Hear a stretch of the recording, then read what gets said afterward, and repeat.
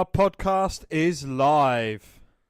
Yes, hello, I am James Rowlands. As always, I'm joined by Dan White. And today it's the WNR153. Yes, we are live for our first ever WWE WrestleMania Kickoff show. I cannot wait. Dan, are you excited? I am very excited, yeah. It's a very stacked card, a lot of matches. And what a show we have for you. Yeah, just let everybody know what we got in store, Dan. We've got news, 205 Live, Mixed Match Challenge, and shoutouts, games, a huge announcement. But first, it's the alternate intro. Yeah, and for the first time ever, I am not doing it. I'm going to leave it to a legend, classy Freddie Blassie.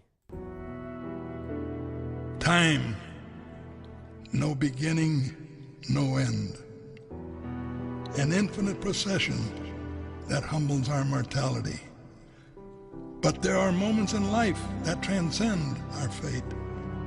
Memories crafted by gods among men that defy time to forget them. These are the moments that echo through the ages.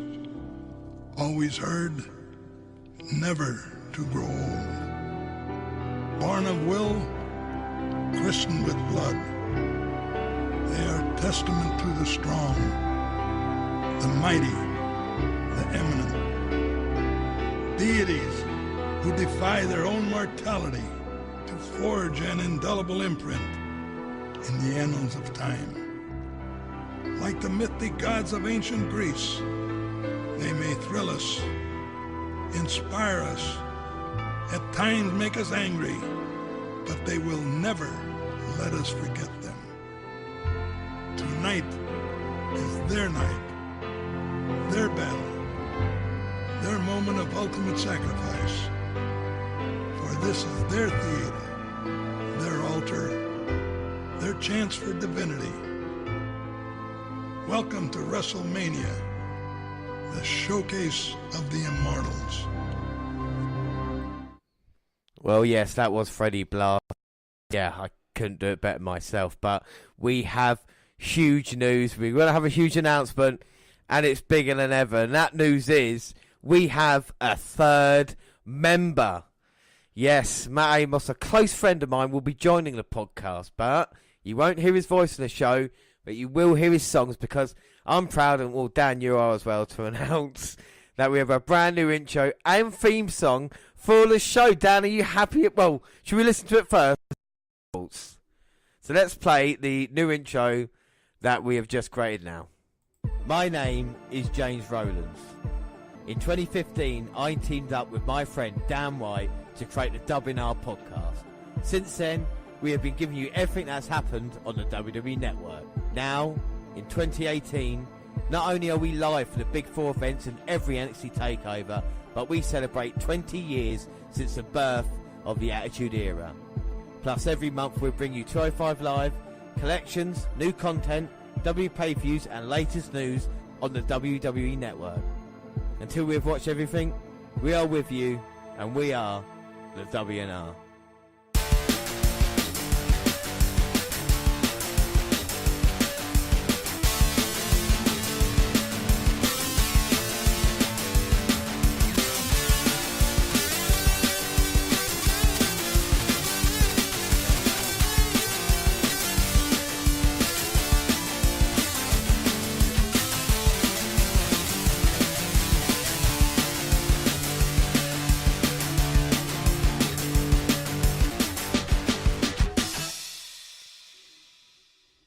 So there you have it. It's our new theme song. Dan, what are your thoughts? Yeah, you know, it's great. We've had a few versions of it sent through to us, but you know, we've kind of made a few adaptations and changed it and made it our own. So yeah, you know, I'm very happy with it. Yeah, and of course you can please let us know what you think. Send us an email at www.podcast@gmail.com, and also the guy that's created songs for us, like I say, is on SoundCloud. We've put a link in all of our contact pages on social media.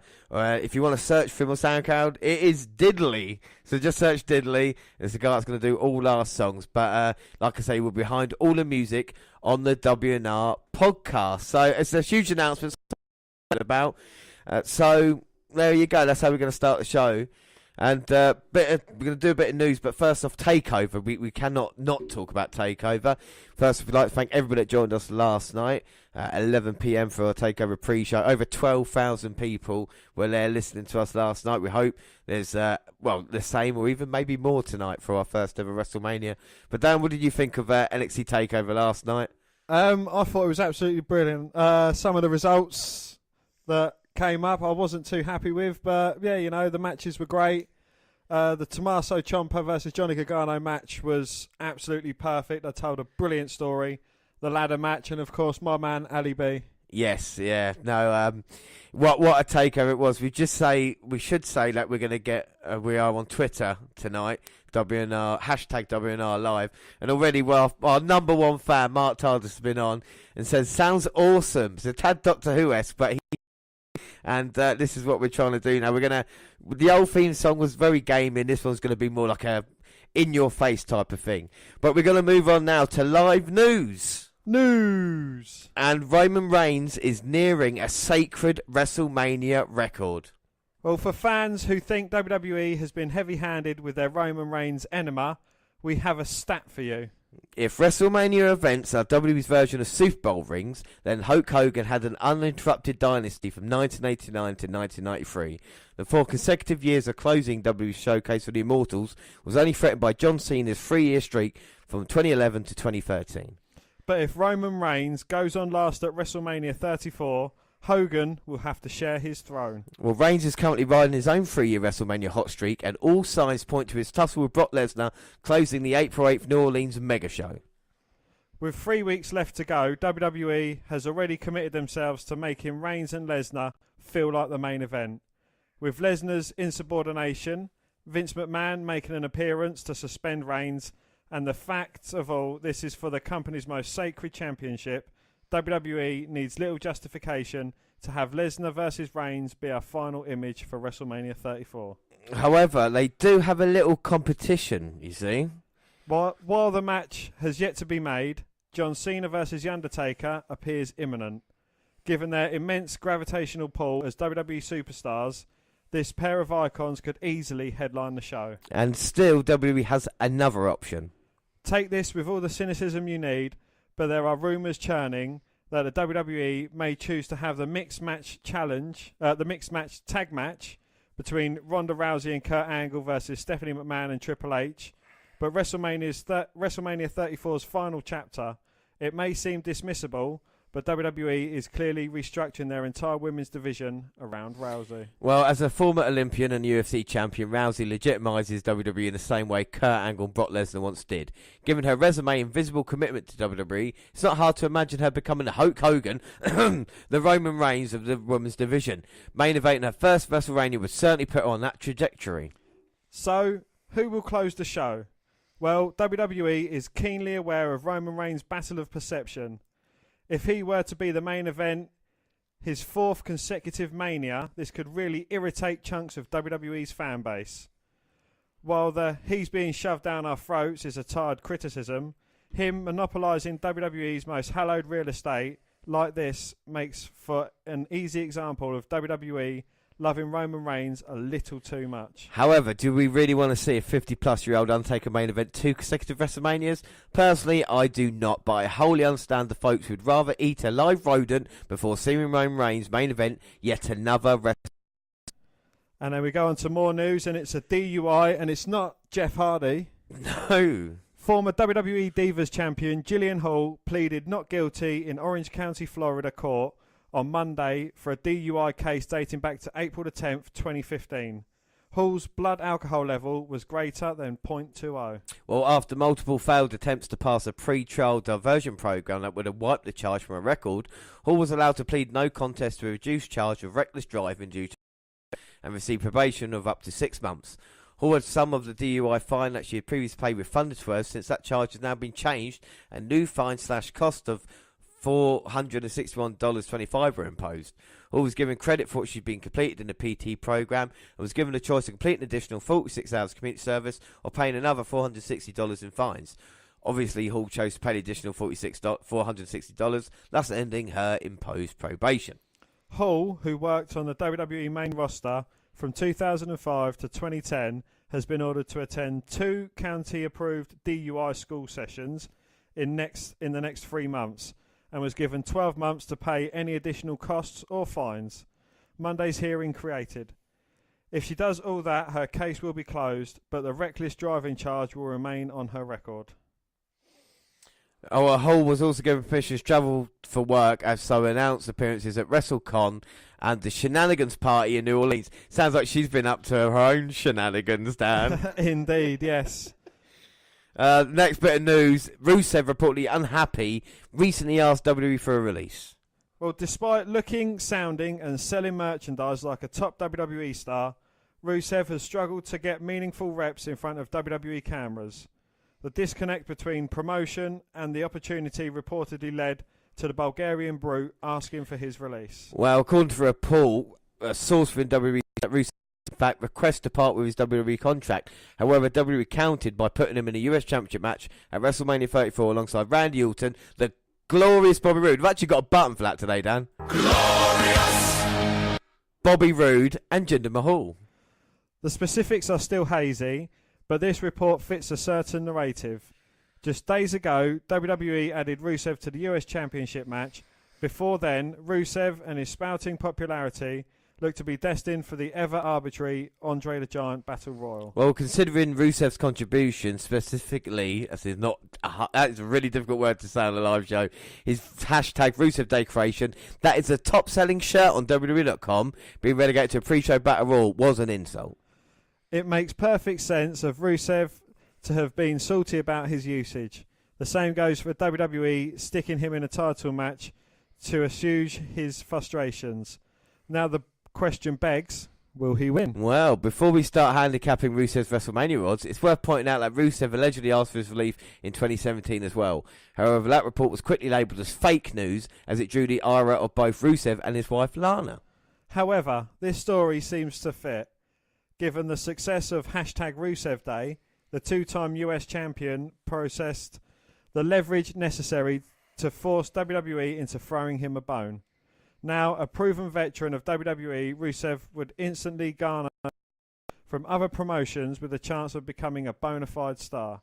In short, it is in WWE's best interest to keep the Bulgarian Brute happy. And that sentiment may charge Rusev into winning the title at WrestleMania 34, already surging with organic momentum. Now appears that the company may be behind Rusev.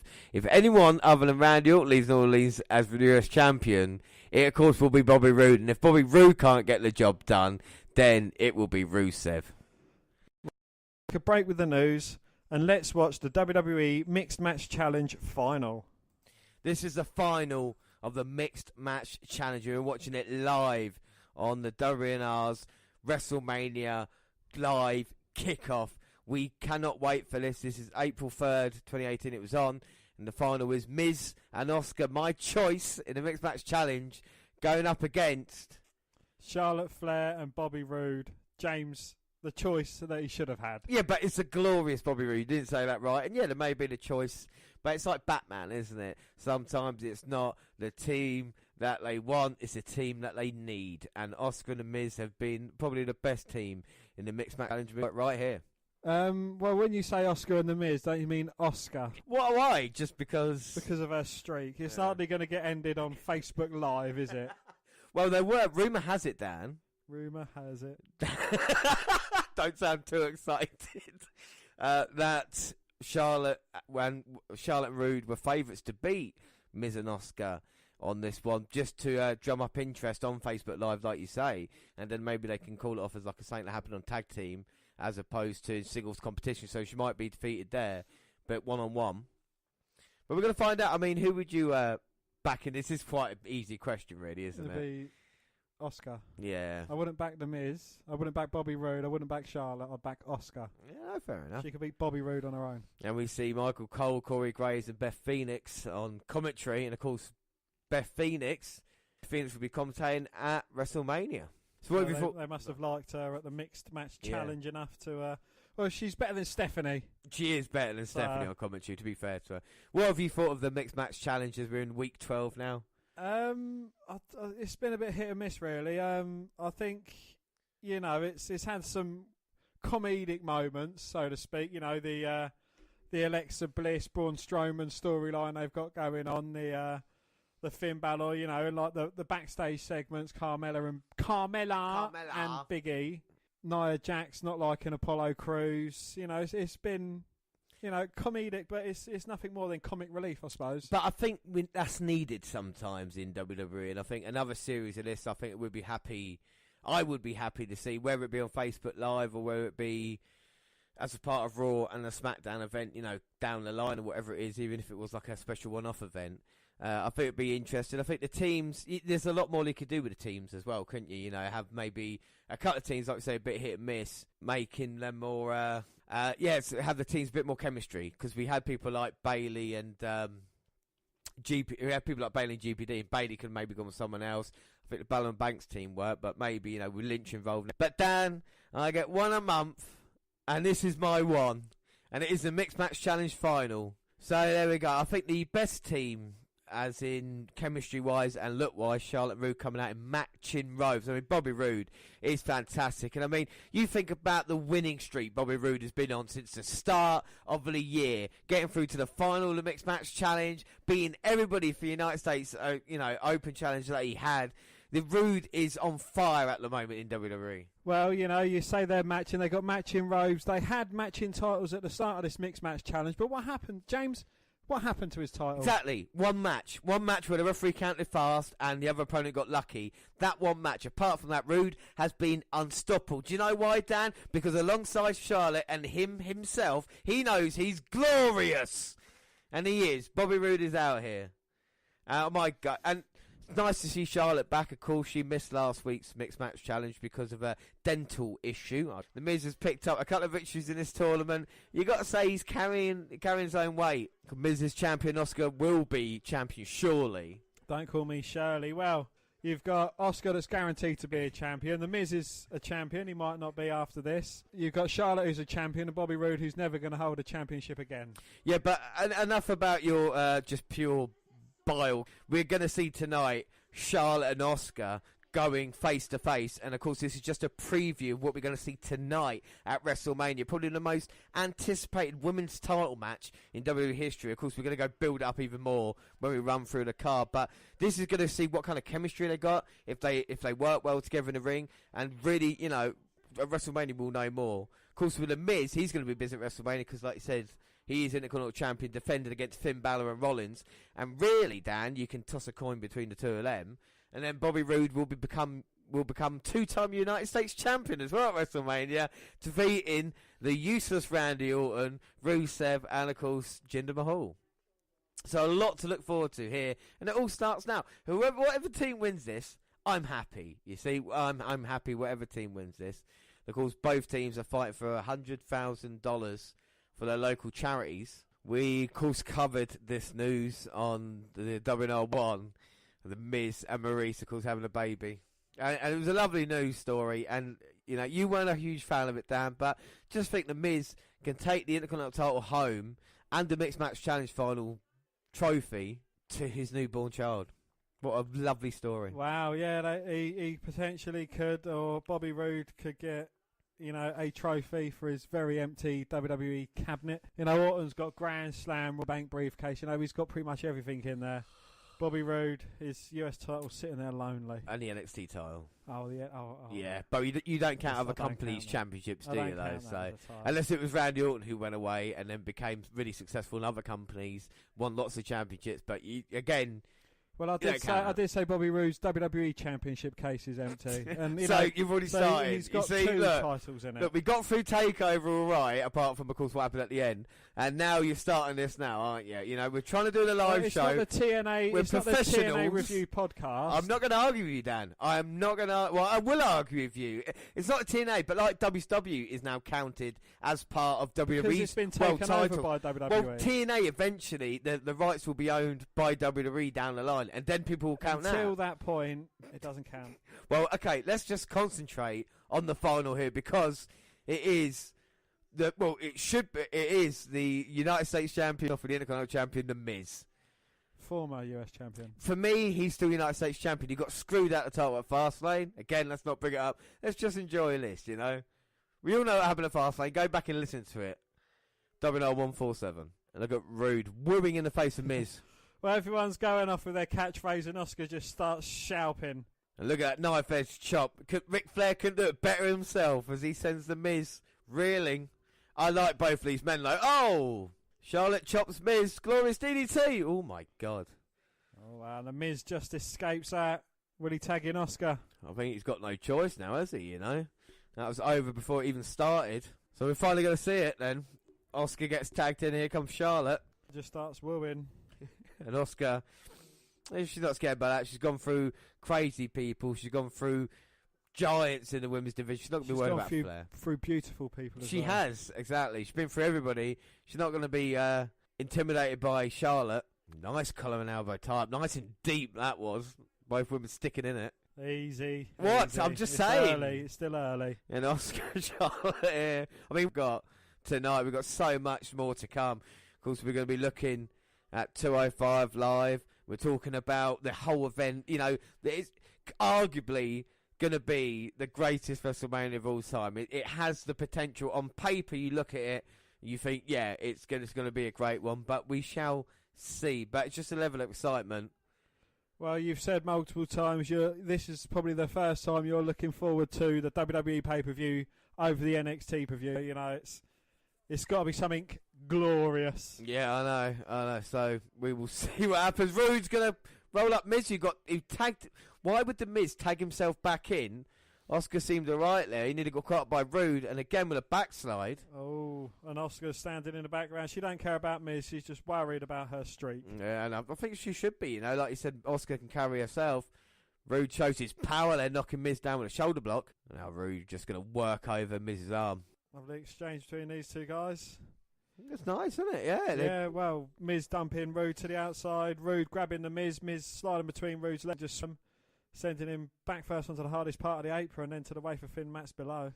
It's nice to see the chemistry here because you think like maybe Rude and the Miz might not work well together. The thing is, Rude is still the babyface, isn't he? Which is a character that I've still got a slight problem with. I think the Miz is absolutely brilliant. I would like to see Rude and Miz if this is the way it kind of works out. But again, I was impressed with Rude and Orton, so maybe kind of the way Rude wrestles is more, I don't say WWE style compared to other guys, but it is though, isn't it? You know what I mean? That kind of slowly working over, the kind of more storytelling than it is. Over-exaggerated style. Yeah. He kind of accentuates every hit that he makes, and you tell more of a story to it than you would be just like big move. But like you've had a go at me before, Rude has only got a few moves, but the moves that he does have, he uses them well, and I think it's the same with the Miz, you know. Well, yeah, the Miz has only got a few moves. He's stolen them. Yeah. You know, and one can't forget that he was gifted the figure 4 leg lock by Charlotte Flair's dad. Exactly, and he couldn't use it properly, so basically he was barred from using the move, even though he does occasionally. That's when they tried to kind of Miz babyface run. Oh, and talking about Miz running there into Bobby Roode. Yes, but Roode takes him down, gets some separation. Oscar's desperate to get in the ring, so is Charlotte. Now Charlotte with the clap, and she wants to get a tag to Roode. Here we go, Oscar in as well. Ducking Charlotte's clothesline attempt and a lovely combination. A few kicks to the chest of Charlotte. No one is more dangerous than Oscar with these kicks and combination. Not anybody in the WWE. Big butt bump. Goes for the cover. Oh. Charlotte managing to kick out. And you can see the potential there between these two women. Oscar bump. Getting caught by Charlotte though. Rolls through with roll up. One, two. Oh. Charlotte managing to kick out. Now Charlotte responds with a chop. And can she cut Oscar down? Oscar blocked the third chop, but Charlotte hits her with a belly-to-back suplex. Well, she's looking for the moonsault. She just stepped over Oscar's body there. She's putting it all on the line. Oh! Hits it. 1, 2. Oh! But Oscar managing to get his shoulder up at 2. 2. Looking for the figure 8 quickly. And Oscar there, using ground and pound, basically kicking Charlotte's head off. And Charlotte looks a bit woozy at this moment in time. Woozy. And he's wooing at Charlotte. Oh, Charlotte misses a slap. Oscar with a roll-up. 1, 2. Oh. But the Queen kicks out. I think Miz would be quite a good manager for Oscar at this moment in time. Oh, look at Oscar. Back kick to Charlotte. Charlotte responds with a big boot to the face, turning Asuka inside out. Now, this is going to be quite a hard-hitting affair between these two tonight. It really is. I'm really looking forward to all the women's matches. Bobby Roode just come in. Roode with a hot tag, and baby, he's on fire. Clotheslines the Miz down. So I'll tell you what would be more orgasmic than these two guys if they'd done a double move on each other, taking each other out. I mean, you know, not only is it these two guys, but it's these two guys doing the move you love the most. I know. What a weekend it's been, and what a net breaker that was by Bobby Roode. Oh, I hate it when he leaves his feet. This is what caught him out last time. Just one mistake in a perfect year so far. Roode to the top. Isn't that how he got caught with an RKO? No, that's what I'm saying. That one mistake he made. Roode, He manages to hit it this time, though. Takes the Miz down. Yeah, I never forget how it happened, just in case. And Roode now, glorious DDT, even though his leg's been worked on. Well, it's going to go down as my RKO of the year, by the way. Oh, well, this is glorious. This will go down as my glorious DDT if he hits it. He doesn't. Miz turns it around into the skull-crushing finale, but by Roode rolls up the Miz, only gets a 2 count. 2. A huge big boot there by the Miz, stopping Roode's momentum. This has been good so far. Oh, and he's looking for the stolen yes kicks. Oh, Miz release. Going to cause internal bleeding to Bobby Roode. This is not good with WrestleMania. For these guys just days away at this point. That is brilliant by the Miz. Oh, but Roode ducking it. Oh, rock bottom. Roode bottom. 2. Oh. But the Miz managing to get his shoulder up at 2. 2. And talking of stealing moves, I mean, both these fucking morons have stolen moves off of wrestlers that are 10 times greater than they are. No, they're not. The moves that these two performing, they do it better than anybody else. Roode with a back suplex, Miz lands on his feet. Looking for the skull-crushing finale, but Roode turns it around. He's had a block flat a couple of times, but oh my that's God. Better than the glorious one. That is the awesome DDT, Dan. And can he get Roode down? No. Bobby kicks out. I wonder where Charlotte and Asuka gone now. They're up on the apron waiting. Wow. Charlotte is, yeah. Miz just staring at Charlotte. Oh, Miz is staring at Charlotte. Is he going to get the figure 4 in that he was gifted to by Charlotte's father? Is that he's allowed to use this move, basically, and that's what he's doing now. Oh. Is the Miz off? The Miz comes in ducking for some reason. Yeah, but Roode tries to catch the sunset flip. Miz turns it back into a figure 4. Roode rolls him up. 2. Oh, but the Miz managing to kick out. Still no Asuka on the apron now. The Miz targeting the leg. He's going to get the figure 4 now. Third time lucky. Charlotte's creeping in behind though. Miz for the woo. Oh! Charlotte with the spear. No, she's not. That's how you lock it in. She's got the figure 8 on Miz. It doesn't matter if she makes him tap though, because it won't count. She's not the legal person in. Oh! Asuka with a big kick to the head of Charlotte. Well, Asuka came, saw, and kicked Charlotte's head off. Come on, Asuka lock onto Bobby Roode now. Well, Bobby Roode took some offense from Sasha Banks, didn't he, in the last mixed match?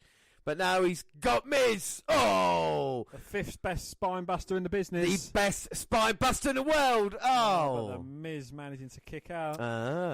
Come on, Bobby. Feel it in deep inside you. You can put Miz away. Actually, don't put Miz away, because actually I want the point, don't I? So, come on, Miz and Asuka. And I bet you'd like Bobby Roode to feel it deep inside. When it comes crashing down. Glorious DDT. Glorious DDT. Oh, no. Asuka with a kick to the back ahead of Bobby Roode. Well, baseball slide to Charlotte. Asuka protecting the streak. Skull-crushing finale. Oh, no, Bobby. Miz 2, 3. Yeah. And that's going to be a taste of what Bobby Roode's going to get tonight at WrestleMania. But it's not going to be the awful Miz. It's going to be the awesome Orton pinning him. You can have your point, not because you're still about 50 behind. I am about 50 behind. I'll tell you what we'll do in a bit. We'll go through all the points that we have. And, of course, there's 3 bonus points on the line here tonight. We're going to have one for the Women's Battle Royal, the Andre Giant Memorial Battle Royal, and, of course, Braun Strowman's tag team partner. So it's all on the line still, isn't it? But I think that was a great way to end the Mixed Match Challenge. I thought it was a really good match. Dan, what are your thoughts? Yeah, it was entertaining. I think it's kind of protected the Charlotte Asuka element of things, Bobby Roode losing, it's just like a jobber, really, isn't it? No, well, it's unfortunate, isn't it? But if it wasn't for Asuka's involvement, in hitting the roof from behind, he would have got the job done there. So Oscar protected her streak. And like you said, Miz doing the heavy lifting, gets a victory for the team. And Bobby Roode will respond tonight at WrestleMania. You mark my words. Go on, keep marking them. Anything else about the Mixed Match Challenge?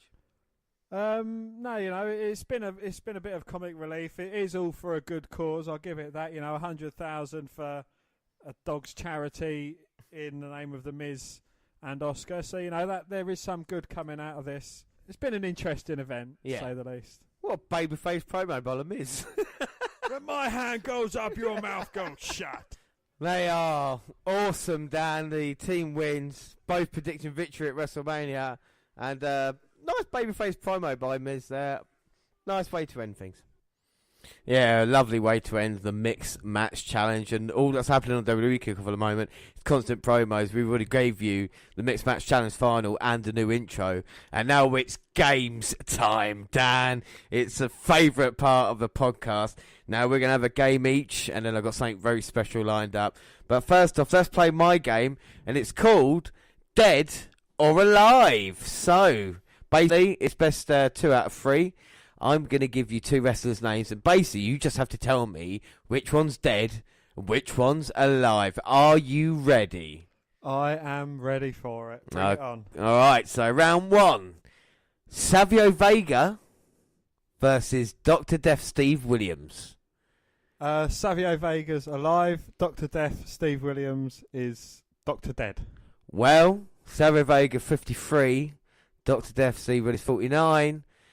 Steve Williams died at the age of 49. Yes, you are right. Savio Vega's life. So that's 1-0 to Dan. That's nearly a perfect 10. I'm sorry. I've got the button. I have to use it. Right. So up next, it's 1-0 Dan. Giant Haystacks, King Kong Bundy. Giant Haystacks is alive. Bundy is dead. Well, Giant Haystacks is 51. King Kong Bundy 60. Haystacks died at the age of 51, so King Kong Bundy is alive. So means you got it wrong. So it's 1 each. One alive, 1 dead, and the third one, Dan. Balls Mahoney or Spike Dudley? Spike Dudley's still alive. Balls Mahoney is unfortunately dead. Unfortunately, he is dead. But Dan, for you, it's Glorious! Yes, celebrating someone's death. Balls Mahoney died at the age of 44. Spike Dudley was 40. It is 47. So, yes, you win this round 2-1. And now it's my turn to play. James, it's time to play the game. And, of course, it is a favourite and a classic of ours. It is Elephant or F1. Yeah! The rules are simple. I'm going to make a noise. And I've got a card here with Elephant. And I've got a card here with F1. You just have to guess which one it is. I'm ready. All right, first one coming up now. Cool. Now that was tough. So, first one, I'm going to say, because of the GP Grand Prix earlier, I'm going to say F1. It was Elephant. Wow. But I can still get another go, though. You ready for the next one? Right, hang on. Yeah, I'm ready. F1 car.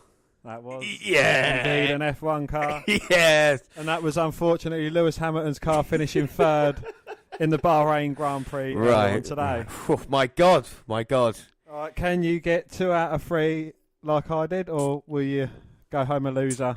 We'll see what happens. We're on Twitter now. People are already tweeting if it's Elephant or F1. But Dan, I'm ready for the third one. Oh, come on! Is that too easy?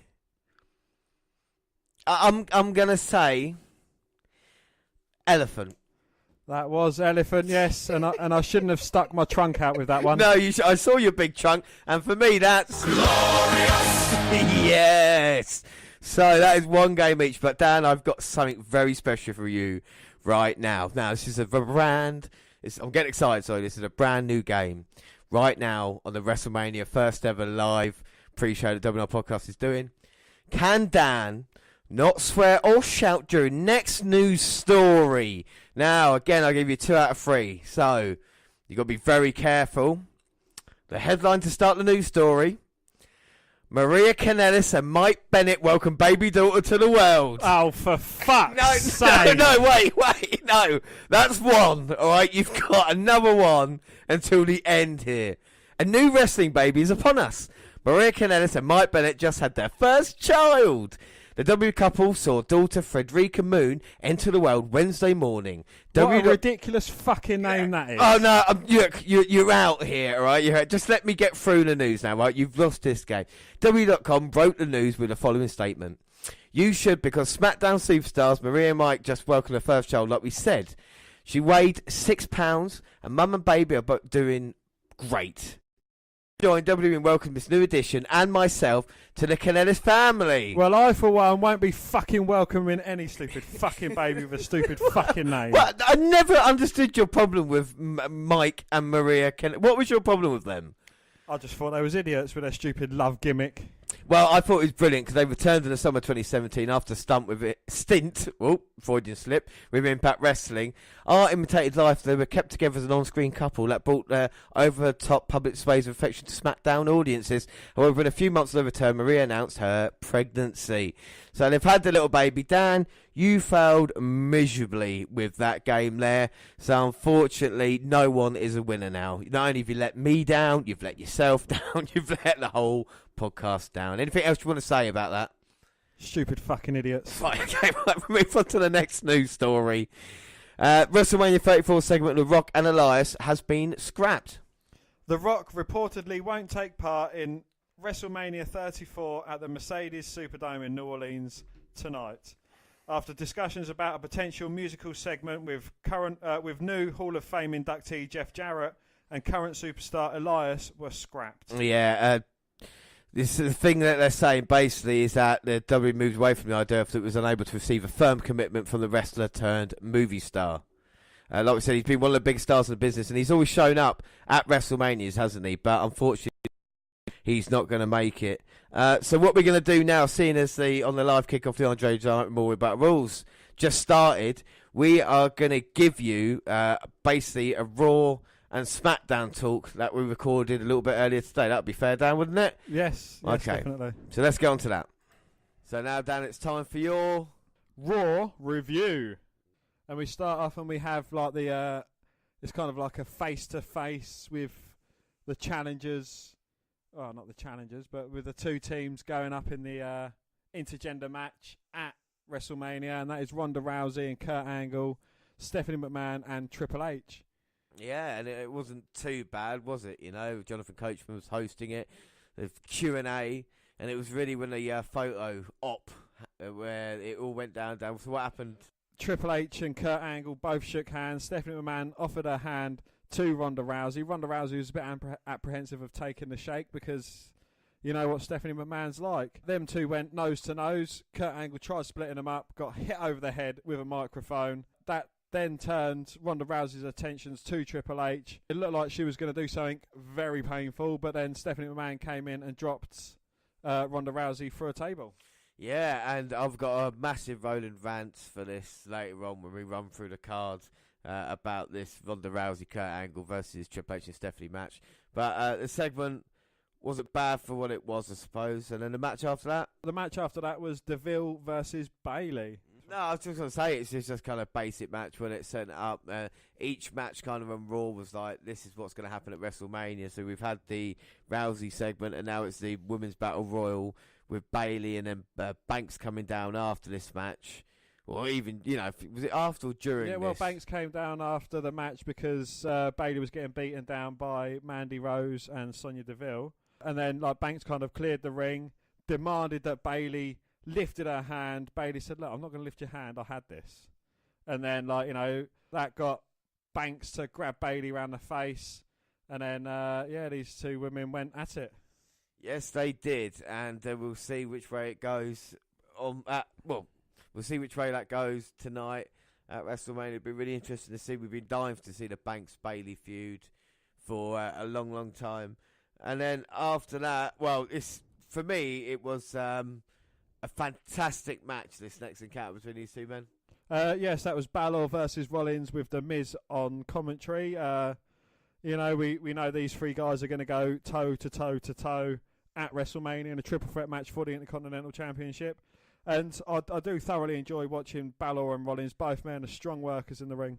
Yeah, and it was in sequence, wasn't it, with Balor going for the coup de grace, Rollins moving out the way, trying to curb stop Balor, avoiding that, and then finally Rollins getting the job done. And Miz just really sold it on commentary as well. I'm really looking forward to this match at WrestleMania, and I thought it was a really, really good match. And usually in the go-home show to WrestleMania, you don't need to put in that much effort, and it just tells you how great Rollins and Balor both are, that they thought, no, let's go out here and let's have a barn burner, you know? Indeed, yes.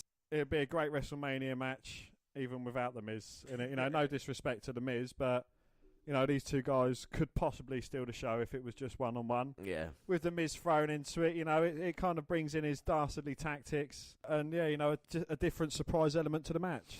Yeah, so after that, oh, God, we talk about another match at WrestleMania. Yes, and that is The Bar versus Braun Strowman and a mystery partner. The Bar was out, they said that they don't care who Braun Strowman's tag team partner is because, they're not going to stop him anyway. He's going to have to tag him in at some point during the match. So, bring it on. And then that, of course, brought Braun out, and he said, well, I've got my tag team partner. He's backstage. He's going to come out in a sec. I'll just go and get him. And he warned The Bar that, that he's just like him, only a little different. So that, of course, got everyone thinking, who could it be? Who could it be? He came back and said, he came back out, Braun Strowman didn't come out. A guy called Brain Strowman. Yeah. He said, he's the Braun, this is the Brains. And he came out wearing glasses and a white shirt and said, yes, I am Braun Strowman's brother. And then he went up against Cesaro, but both members of The Bar tried beating him down. Brain Strowman then fought him off and managed to plant both members of The Bar. I really didn't like this. I mean, what did you think of it? Well, it's a step down for Braun and Brain Strowman, isn't it? Yeah, and again, trying to put comedy character or comedy element into it, I really don't like it. I don't like the way The Bar's been treated as tag team champions at this moment in time. And I don't think they know what to do with Braun Strowman. I really don't think so. So I was a bit like, oh, okay. Who is tag team partner? We've had no inclination towards it, but we're going to try and make a guess later on. And after that, because we're talking about Andre the Giant Memorial Battle Royal now coming up. Goldust versus Matt Hardy. Mm-hmm. Delete. Yes, and that's pretty much what he done in a very short space of time. Matt picked up the victory. Are you looking forward to the Andre the Giant Memorial Battle Royal? Yeah, there's going to be a few surprising elements in the match. There's a lot of talent, and then there's Mojo Rawley. Exactly. I mean, we've got people like Baron Corbin and Dolph Ziggler in it. Like I say, it should be good, but with the Women's Battle Royal there as well, you just like, well, it's only going to be one match separating it as well, which will probably be the Cruiserweight title. So it's going to be interesting to see how many is going to be in the crowd and if people really enjoy it. And it's the curse of the curse of the Battle Royals. You talk about curse of the Cruiserweights. The winner of the Battle Royal each year, look at Baron Corbin. He won the Andre Giant Memorial Battle Royal and he lost money in the Big Show. Look at Big Show. He kind of fell off the face of the earth after Cesaro. It was a Paul Heyman guy and then kind of had to go with The Bar. And then, of course, last year with Mojo Rawley. All right, go on, let's move on. Yes, and that was Cena. He came out again to speak about The Undertaker, again to call him out. And, he's basically kind of accepted that he's going to be a fan. He said, look, he could have been Braun Strowman's tag team partner. He could have been in the Andre the Giant Memorial Battle Royal. He probably could have even been in the Women's Battle Royal. Yeah. But, he doesn't want to be part of that. He wants a match against The Undertaker, and if not, he's going to be a fan. And he's trying to get the crowd into it, and he said, come on, you're not cheering loud enough. They cheer for The Undertaker, and then, like I said, didn't come out. It's such a strange build-up. I'm sure The Undertaker and Cena will square off in some form or another. But it's just, for me, it's been a complete letdown now. I was expecting The Undertaker to show up. He didn't, and Cena alone can't carry it anymore. Do you know what I mean? There's a few things going about, the WrestleMania card is stacked enough that it doesn't need the assistance of the build for Cena versus Undertaker, as good as it would have been. So, it's like, with Ronda Rousey, the dream match, Oscar going for a championship. Randy Orton defending his US Championship there. Brock Lesnar versus Roman Reigns.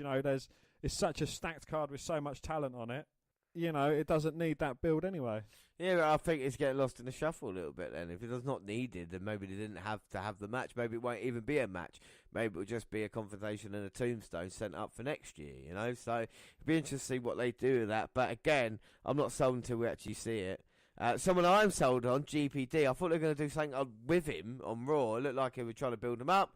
And he hasn't even got a WrestleMania opponent. He's not even booked in for the Battle Royal. Wasn't there a rock concert that he was supposed to have? But that's another rumour that's been squashed. The Rock was supposed to come out and they're supposed to do something together. But the Rock's that said, no, I'm not going to be there. Yeah, that's exactly what we covered in the news story as well with GPD. So this is a problem, isn't it? So what is he gonna do? Will he be Braun Strowman's tag team partner? We just don't know. But he took care of Slater and the wide Rhino. Yes, well, your comment is when Rhino came out with Slater, it's like he's so fucking wide. Yeah, it's unbelievable. And then it was your woman. Yes, it was the Goddess Bliss and James going against Oscar and Dana Brooke. It was pretty much nothing tag team match, really, was it? Well, I was confused because Michael Cole kept saying the streak's on the line. Corey Graves, I think, said, or one of them said, Oscar's going to lose here tonight. We knew she wouldn't, but why are you teaming Oscar up with Dana Brooke? Why are you teaming a heel up with Oscar to go against Bliss and James? Was there no one else available Dana Brooke's at this time? Face. She's part of Titus Worldwide. She's a statistician, James. So why did Dana Brooke need to be Worldwide? there? Why does Dana Brooke need to be there with Oscar? Like, what's the association? Oh, that's giving her some airtime, I suppose. No, the it's rest not of good enough. Titus It's not good Worldwide enough. wasn't there, apart from in the next segment, I suppose. It's not good enough. It's not good enough. We didn't see Nia Jax. We had a sit-down interview with her, but no, why didn't Jax team up with Oscar? That would have been quite cool to see. Give us something like this, and Bliss. Just the days, the hours, the minutes now are counting down until she has to go one-on-one with Nia Jax at WrestleMania. It's going to be fun. Yes, of course, Nia Jax made her way out to the ring after the match-up, and Alexa Bliss and Mickie James escaped there with their lives still intact. And then up next, it was the main event segment. It was Brock and Paul Heyman coming out, and they was talking about what's going to happen. They said, about the Undertaker streak. It's not a prediction. It's a spoiler. How he's going to beat Roman Reigns again. Again, it's not a prediction. It's a spoiler. There was a few tag teams kind of guarding the entranceway to the ring. So if Roman Reigns didn't like what he heard, then they'd stop him. Heyman's been a bit hit and miss on the mic recent times, but he really poured his heart out on this one, basically telling us everything that's going to happen. You talk about spoilers and stuff, saying, look, if Lesnar does lose to Roman Reigns and he is going to go UFC, that's when you are going to see him again, and Roman Reigns is going to be Universal Champion. The thing is about it, like he said, Lesnar's character, for since 2002, he's pretended that he's been better than anybody in the locker room, and he looks down on the fans, but it's all true. It's 100% true. So every last push to try and get Reigns over, is trying to happen in this one. And then, like I said, Reigns came out to confront the tag teams on the entranceway. Yes, and he said, look, are you going to stand there and guard bastard, I think you called him? Yeah. That doesn't turn up, a part-timer, someone that's going to leave soon. And, they kind of yielded to him. And they kind of separated and allowed Roman Reigns to walk down to the ring to confront Lesnar. He slowly made his way into the ring. They kind of had a bit of a face-off, but Brock Lesnar scarpered, went outside, got himself a chair, didn't back down from that. He hit him with 1 Superman punch, 2 Superman punches, 3 Superman punches, 4 Superman punches. So it just shows the power of Lesnar. Took 5 Superman punches. He went over to grab the title. Brock Lesnar wasn't finished though, hoisted him up on his shoulders, hit an F5 and walked out there as Roman Reigns was laying on the deck. Exactly. And 1 F5, knocked Reigns down, and he walked out with a smirk on his face, didn't he? Well, James, he didn't have a cigarette in his gob, he just had a smile. So, I think it was a good segment. I think the fans responded well. The crowd was actually chanting, let's go Roman, weren't they? So, he did have a positive reaction there. Yeah. And I think it would be a good match at WrestleMania, but that was Raw. What did you think of it overall, Dan? It seemed like there was something missing. Yeah. Well, it was basically a go-home show, wasn't it? It had a lot of promos, lot of time filled up by that. So, we only had a couple of moments, really. But let's see if SmackDown can do any better, because now it's time for your... SmackDown summary. Well, we started the show off with Bryan and Shane. They came out saying about, all the dastardly things that Owens and Zayn have done.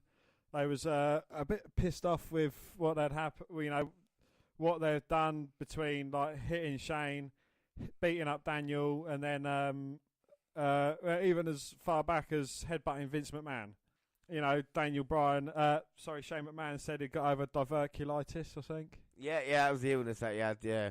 He had a hernia and, so on and so forth. And then, that they both apologised to each other, seemed, because they need to be on the same page if they're going to go against Owens and Zayn. And, they offered to shake hands, but Daniel Bryan says, no, that's not what partners do. As we know from what happened with him and Kane. Yes. Team Hell No. Hell No. They need to hug it out. And Shane was a bit apprehensive. The fans was chanting, hug it out. Daniel Bryan was chanting, hug it out. And they eventually hugged it out. Yeah, not a bad segment. Like I said, just telling everybody everything that's happened with this. And at least we're finally getting a payoff. This is something that we've wanted for months. We're finally getting a match, aren't we? Bryan and Shane versus Owens and Zayn at WrestleMania. It's going to be good. And another match that's going to be good at WrestleMania is Charlotte versus Asuka for the women's title with a streak on the line. And Charlotte was in action after the opening segment, weren't she, Dan?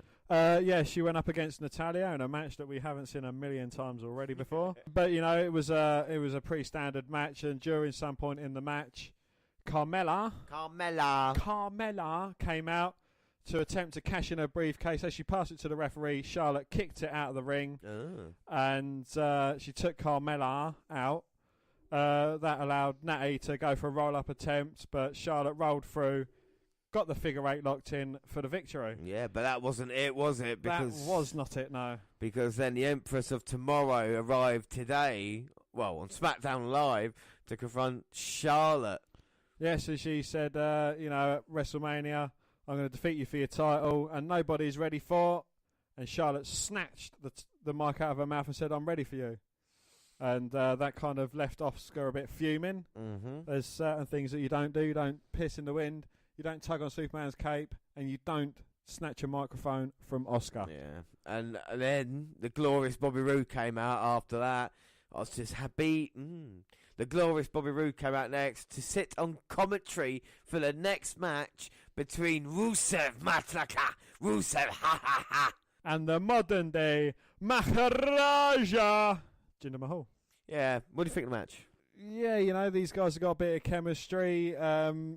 Heel and heel, it's a bit weird. They both had, Mahal had Singh in his corner, and Rusev also had a singer in his corner as well, a better singer. But the thing is, though, you talk about Rusev being a heel. I mean, that was definitely a face reaction he got here tonight. He's the most over out of all the United States contenders, shall we say. And the crowd really behind him. And, basic match, but Jinder Mahal can't not have basic matches. Do you know what I mean? We've never seen him go out of second gear. And thankfully, Rusev does pick up a victory, so he's awful. He does, yes. He hit the Machka kick after an attempted interference from Sunil Singh.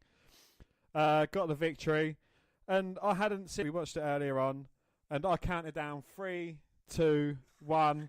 And the second I got to 1, Orton came in, RKO'd Rusev, and I marked. Yes, I marked out. That marked out, and then of course Rude helped Orton hit another one on Aiden English, and then passed the United States champion like a true gentleman. Well, they palmed it off as the glorious RKO, which I'm not struck on that. No, you can't tuck KO. But you see, kind of SmackDown was doing the same as Raw was, and also during the matches we having promos for other matches as it goes on. And we talk about the talent getting involved on SmackDown. We had Breezango, Zack Ryder, and Ty Dillinger going against Mojo, Baron Corbin, Primo, and Ziggler in an 8-man tag team match. Well, I'll tell you what though, Corbin did win that, and they're all going to be in the RJ Giant Memorial Battle Royal. So, do you think one of these? So, does that mean Mojo's team got the victory?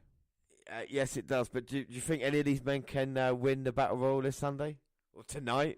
There's only 2 men in that have the experience of winning Battle Royals. You got last year's champ Mojo, and then you got the year before that Baron Corbin. So it's anyone's game. Yeah, All right, so then it was Kevin Owens, Sami Zayn's turn to give a WrestleMania promo, basically, and they stood on the announce table shouting at Shane and Daniel Bryan about everything that they've done wrong, and they were saying they're going to have to apologise, didn't they?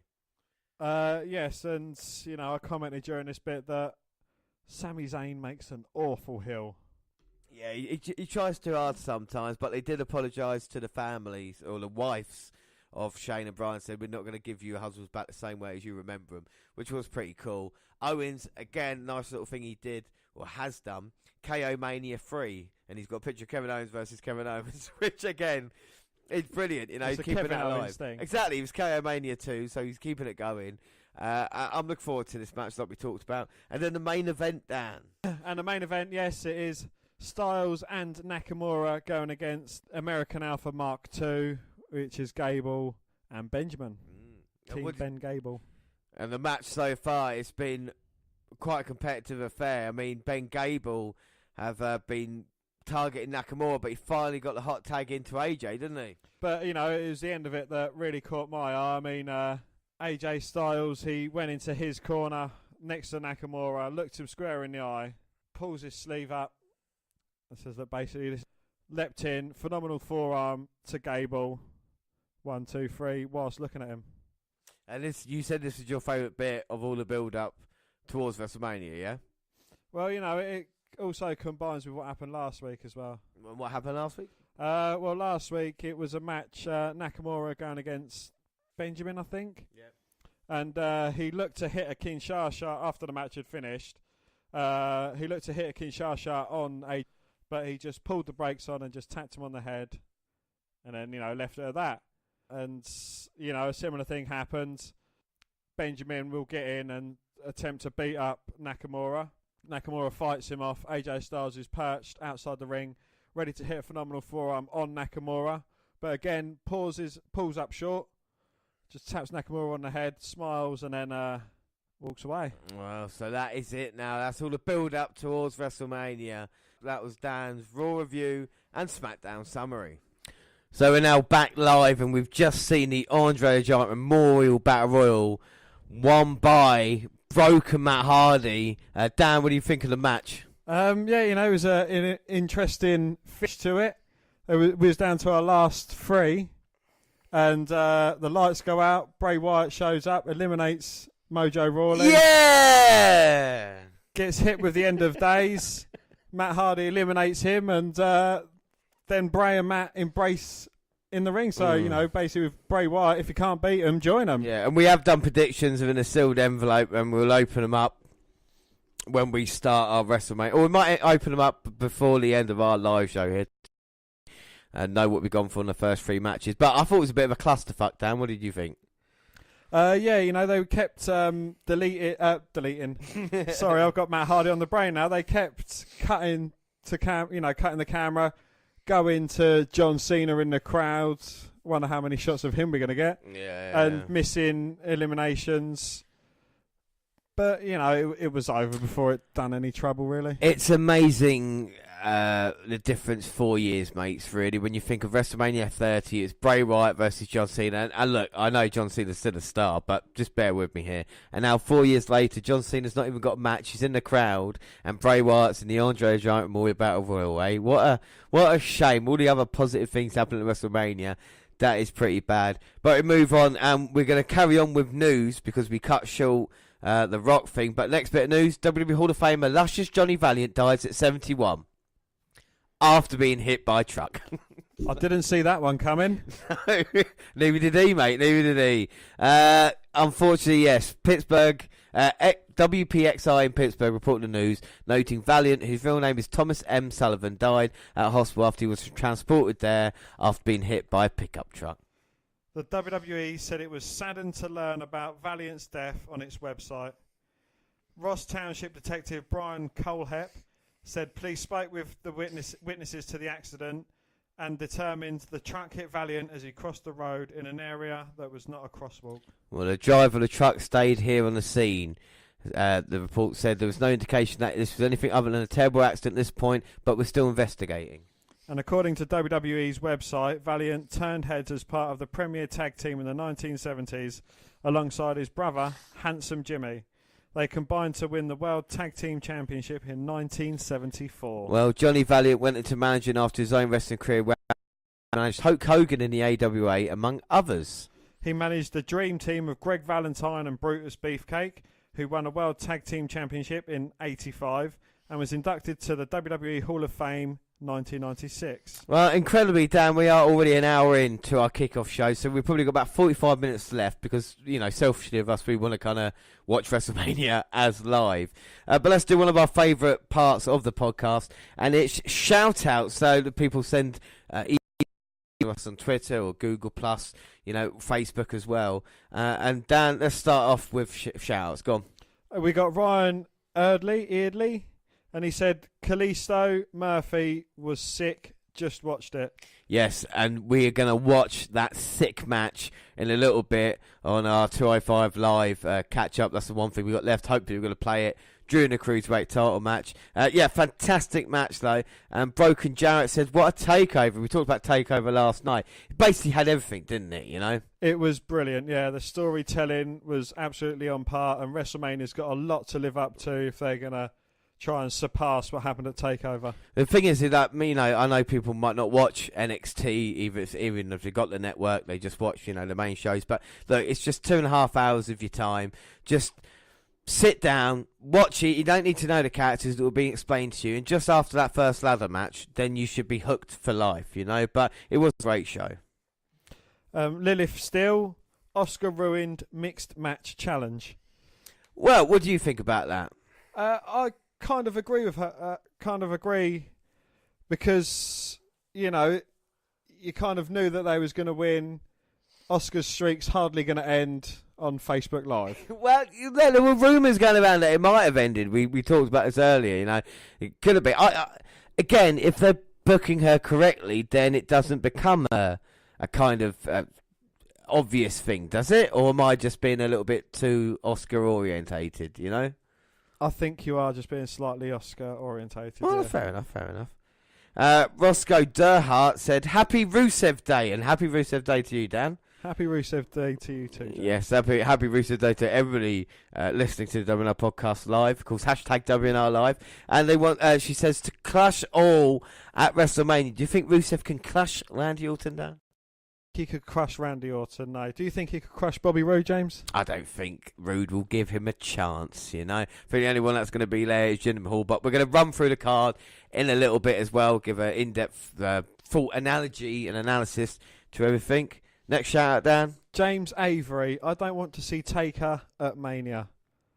Well, I mean, it's a bit harsh, you know, but if we talk about The Undertaker last year and The Undertaker we saw against Brock Lesnar, then maybe he's got a point. Maybe this year we're not going to have a match with The Undertaker. It's just going to be a moment or a segment. You know, we just don't. This is what John Cena being in the crowd. He's not ready to wrestle, is he? So maybe just an altercation or something like this.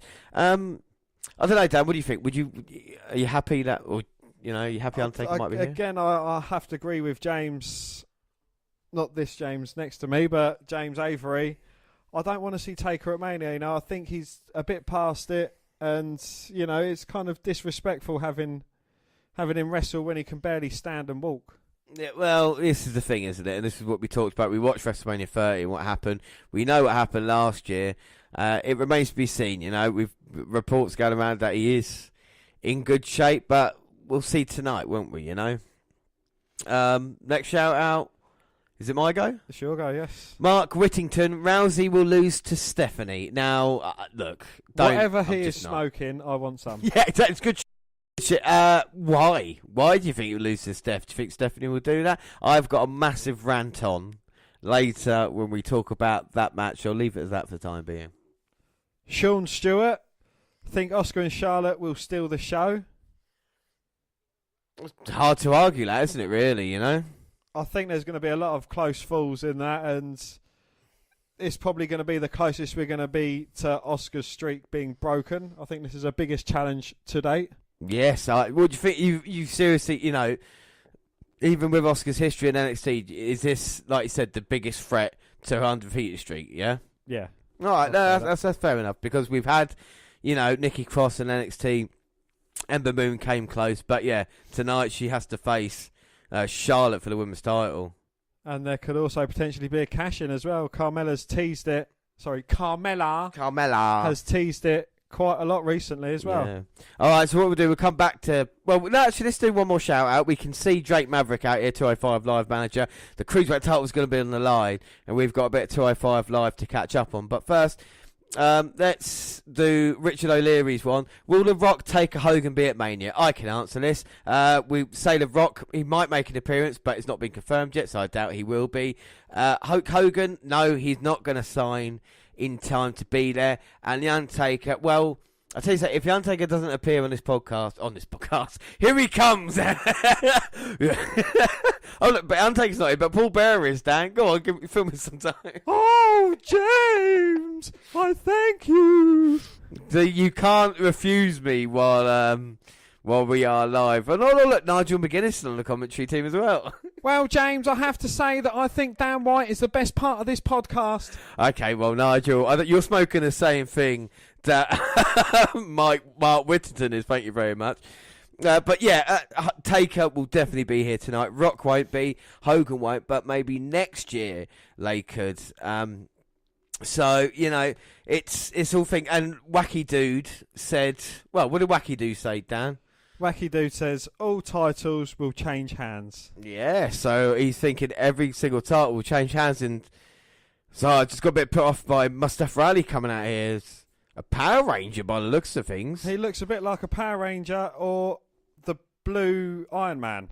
Oh, yeah, I see what you're saying, yeah. Well, I tell you what, Wacky Dude said all titles will change hands. Our first title is going to be on the line. Right now, it's the Cruiserweight Championship. This 16-man tournament is coming to a head. And it's going to be Cedric Alexander versus Mustafa Ali. So what we're going to do now, Dan, we're going to chat 205 Live. So not only have we had to endure The Miz, Bobby fucking Roode, and now we get fucking Buddy fucking Murphy. It's all about my guys here tonight. Well, later on, it's all gonna be about my guys. So, well, this is 205 Live, April 3rd, episode 71 that we're going to watch right now. Well, voiceover guy informs us Hideo Itami and Akira Tozawa will get a chance to settle/continue their issues with the Lucha House Party when they face Gran Metalik and Lince Dorado tonight. He hypes up the best-kept secret Buddy Murphy's match, then says we'll give you of Sunday's title tournament final in New Orleans. Yes, the best-kept secret professional wrestling, my man, Buddy Murphy. Well, Akira Tozawa and Hideo Itami versus Lince Dorado and Gran Metalik ended a no contest after a brawl breaks out when Itami almost unmasked Metalik. Itami starts with Metalik and takes him down and lays in some kicks. But taking a bit too much time to jaw with Dorado lets the luchador take control, get a near fall and make a tag. After another 2 count, from a standing moonsault, Metalik back in. Hideo slips out of a suplex for a tag. Tozawa with a flurry ending in a senton, but Metalik rolls him over in a crucifix for 2. He answers with a handspring back elbow attempt with a drop kick, and then makes Itami knocks Dorado from the apron. A double team move, gets a near fall, and another tag followed by another.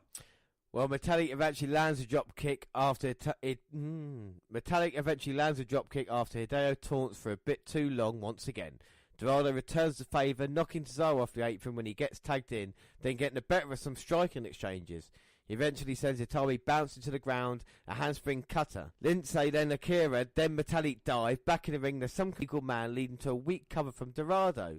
Metalik tags in and goes for his driver, but Itami slips out and tries to get the mask off, leading to the match-ending brawl. The post-bell fight is won by the Japanese wrestlers, and Hideo Itami again targets Dorado's knee. Drew Gulak is backstage to address allegations he's played mind games by asking for his match against Mark Andrews to be delayed so he can recover from his match with Tony Nese. That couldn't be further from the truth. He wants Andrews at 100%.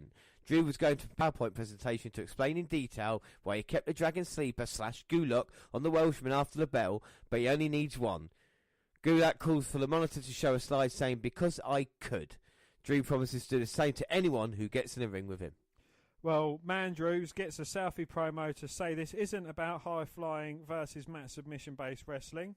Drew crossed the line in their tournament match. And next week it's going to be Andrews versus Gulak to prove the Cruiserweight Crusader wrong underdog. The next match was Tony Nese defeating Jonathan Pierce via pinfall following a running knees.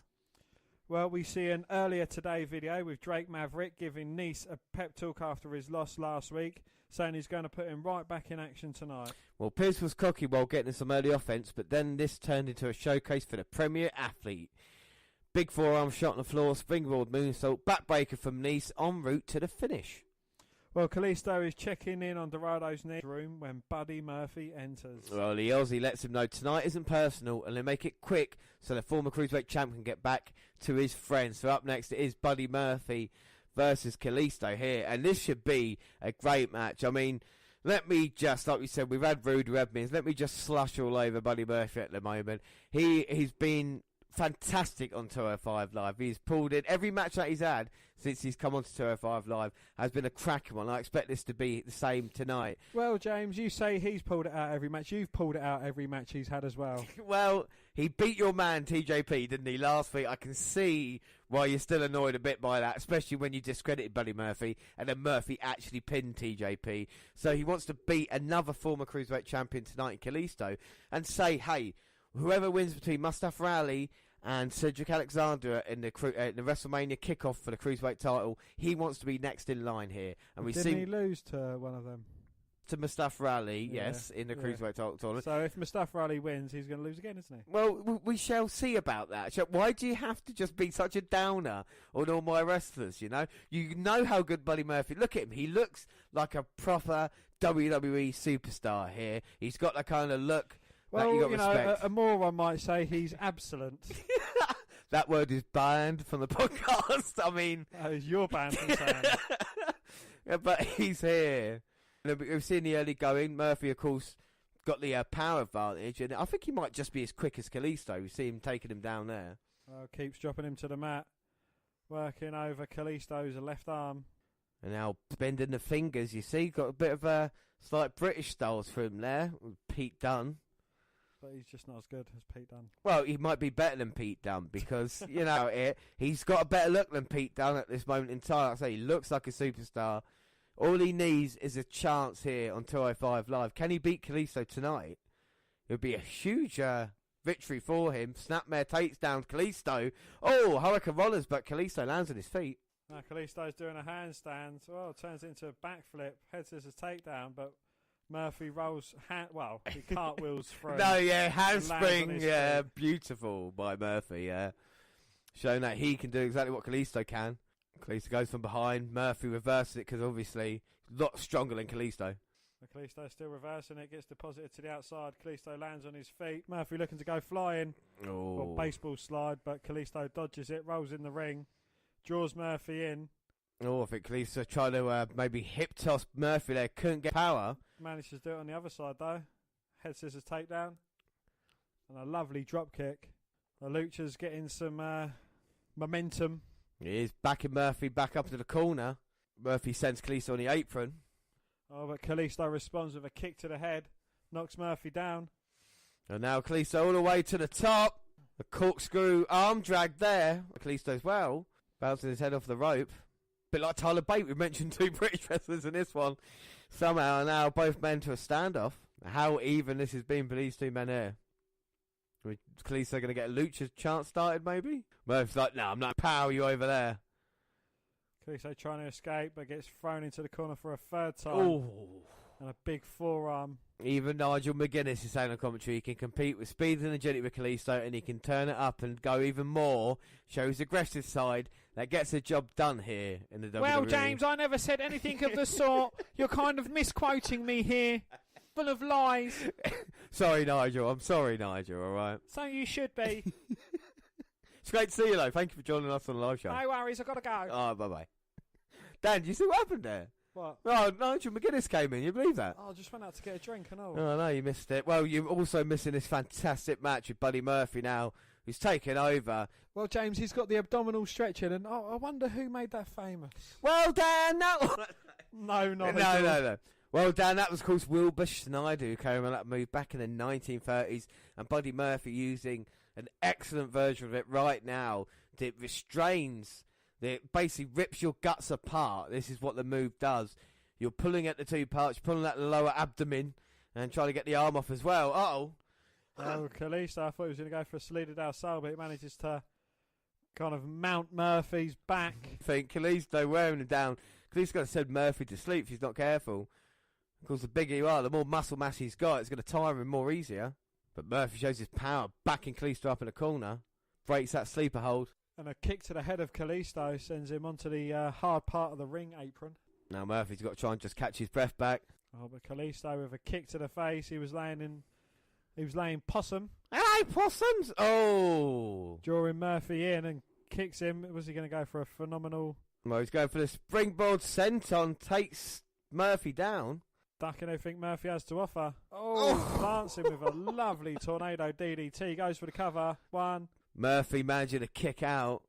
Shows his power and strength and a beautiful sell of that DDT by Kalisto as well. The fans actually appreciate it as Murphy's struggling to get to his feet now. Oh, both men in no man's land on the edge of the ring apron. Oh my God, what's Murphy?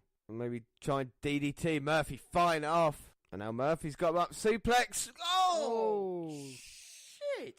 Shit! They shouldn't be taking that fucking chance. And Murphy turns Kalisto inside out onto right on the corner of the ring apron. And you've got to be impressed by Buddy Murphy there, and Kalisto, to be fair, to take that kind of risk. Murphy throws Kalisto in. His lifeless limp body goes for the cover. 1, 2, and... Kalisto managing to get the shoulder up at 2. 2. I don't know, it looked like a 3 to me. But hey, let's see if Murphy can put him away. Murphy standing over Kalisto now. Oh, be careful though, Murphy. Be careful. Now he's the Irish whipping Kalisto. Oh, and the power into the turn. Well, now Murphy. Oh my God. Came running into Kalisto. And Kalisto caught him with a beautiful heel kick. Can Kalisto take advantage of this though? So the first man to get to his feet surely going to have an advantage in this match. Well, don't call me Shirley, but it seems both men got up at the exact same time. Even though Kalisto hit the offensive move. And now he's hit the back elbow to Murphy. Oh, springboards his way over the top of what Murphy had to offer. Oh! But gets caught in an electric chair. And that was lovely by Buddy Murphy there, but maybe Kalisto landed okay on it. Oh! Kalisto goes flying over the top rope, takes out Murphy. And now Kalisto might be in the ascendancy in this match. Throws Murphy in. Oh, fuck! Plants him head first into the mat. 1, 2. Oh. Murphy managing to get his shoulder up at 2. 2. And how great does Murphy look there, even with offensive moves? He's a serious job. We're going to see a replay of this now. Murphy goes out to the other side, trying to escape. He's near the announce table now. Oh, but Murphy pushed him to the stairs. Oh! Like a monkey flip sends Kalisto into the announce table. The commentators are cowering. Well, I think they might have knocked out my Nigel Mc... No, James, I'm still here. You're back. I'm still commentating on this match. Fantastic. Well, referee's counting, and this could be over. Referee's up to 6. 10. He's up to 7. 10. Now, if he hits 9, I don't think Kalisto can get back in. And Kalisto just in before the count of 10. Oh, he was a split second there from losing. Buddy Murphy cannot believe it. Can he put Kalisto away now? Big right hand nearly knocks the head of Kalisto off. But Kalisto with some big rights of his own and a lovely combination. Oh, trying to one big shot. Now Murphy, a combination of his own. Stomp to the feet, knee to the face. No! Kalisto blocked the knee to the face, but he didn't block the elbow to the side of the head. Oh, my God. Runs into Kalisto's boot, though. And now Kalisto off the second rope. Got a hurricane and Murphy stops him. Oh, plants him. 1, 2. Oh. Kalisto kicks out and rolls through. Into a knee from Murphy. 1, 2. Oh! But Kalisto managing to get his shoulder up at 2. 2. Well, Murphy and myself are agog. And I think they're winning the fans round a little bit here. Well, it's the first time during 205 Live in a while that the fans are actually appreciating what they're seeing. And now Murphy going to try and put away Kalisto. I don't think he's the best kept secret in 205 Live anymore, Dan. Murphy's got Kalisto up on the top turnbuckle now. Gonna try hit a move. Kalisto's fighting it off, though. Oh, sunset flip powerbomb he was looking for. Not enough strength to pull it off, but manages to roll through, take his legs out from underneath him. Oh! Spanish fly. But Murphy just managing to kick out. And this is awesome chance as well. Kalisto gonna try and look to finish this now. Big lucha chant. And he's got the crowd behind him. So Salida del Sol, but the backslide from Murphy attempt blocked by Kalisto, looking for a big clothesline. Oh, and he's trying to pick Kalisto up. No, Kalisto's fighting it. Oh, there you go. Murphy's Law. 1, 2, 3. Buddy Murphy picks up a huge victory over the former Cruiserweight champion Kalisto. The fans loving it. I'm loving it. Dan, what did you think of the match?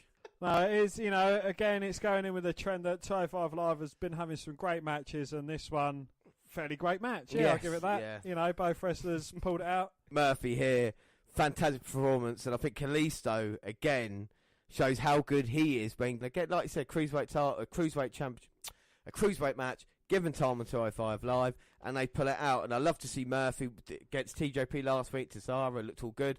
I want to see all these guys having really long match. After the match, Drake Maverick offers his congratulations to Murphy, but that's not why he's there. He wants to take a moment to reflect on what they've done with the purple brand over the last few months. That's because of the 16 men in the tournament and the 2 men who will wrestle in front of 70,000 people and their friends and families. He encourages fans to make sure they're watching on Sunday for the debut of Ronda Rousey, the return, but Mustafa Ali and Cedric Alexander will be the match which will have everyone saying, I was there when they crowned a new Cruiserweight champion. Well, short but really effective. That is Drake Maverick. No, the hype piece for Alexander and Ali recaps their journeys throughout the tournament and pushes the heart versus soul face/face build for Sunday. And Dan, as we play this, the Cruiserweight title is happening. Which way do you see going? Well, it's going to be a close call. Yeah. A very well fought contest. Both men thoroughly deserve to be the Cruiserweight champion. Yeah. Do you see that? If either man were to win this one, would you be, I'm happy? Or is there anybody that you slightly... For me, I think maybe Alexander... Well, in preference, I'd rather see Mustafa Ali win the title. What, just for that underdog title? Just because, he's impressed me. I think, he's one of my favourite characters in 205 Live. I like the way he's in the ring. I think he's brilliant. He's got some great moves in his repertoire. And, he's just a brilliant all-rounder. I think for me, it's a coin flip, It could go either way. You could have it with Cedric Alexander finally getting his chance, his first title in WWE. Or, like you said, with Ali going this kind of underdog babyface style that he's got. And that could continue, matches against Buddy Murphy or Jack Gallagher even and stuff like this on 205 Live. But I think it's really interesting. So we'll find out who's won the Cruiserweight Championship at the WrestleMania Live Kickoff that's happening right now. Should say something. I think Vacant has been a champion more than like Enzo More, Akira Tozawa, and most of the other Cruiserweights now. Apart from maybe Neville, Vacant is second in the list of Cruiserweight title reigns. Yeah, I think, He's held it, you know what I mean? Like, it's 4 months he's been vacant with it, so it's a good run. Fortunately, it ends here with Cedric Alexander and Mustafa Ali, but maybe Vacant can get it another day, eh? So that's it for 205 Live. Anything else about it? No, it's just impressing us. I just hope after, WrestleMania is over and done with, that they're not going to go back to their old ways, if you know what I mean. I do hope Drake Maverick's changes and it's going to keep continuing to impress us and, they're going to build to the next big storyline. Yeah. Just keep building and building and building, not just, floating along. And hopefully Neville comes back. Yeah, we'll see what happens. Yeah, we'll see what happens, Dan. We can't guarantee anything. But, oh my God, so we're back live. And what a Cruiserweight title match we have just seen. I mean, a real back and forth type match. Ali's Spanish fly off the top was incredible. 054 was thrown off and landed right on those mats on the outside. And how thin are those mats, Dan? Them mats are wafer thin, mere millimetres thick. Yeah, and whilst Ali was getting counted out, they decided to run a promo for the Ronda Rousey match, which again is quite annoying. But Alexander didn't want the count out. He threw Ali back in. We saw an angry side, a frustrated side. And Alexander loses his shit. Tries to go for a lumbar check, but it's reversed into a back hurricane runner by Ali. Tornado DDT. No 5-4. Looked like Ali had it won, but a foot on the ropes. And Ali started getting frustration there because Cedric Alexander was showing his toughness. Another 0-5-4 from Ali, but missed. And then both men were just screamed at each other. It was basically the heart and soul of the Cruiserweight division.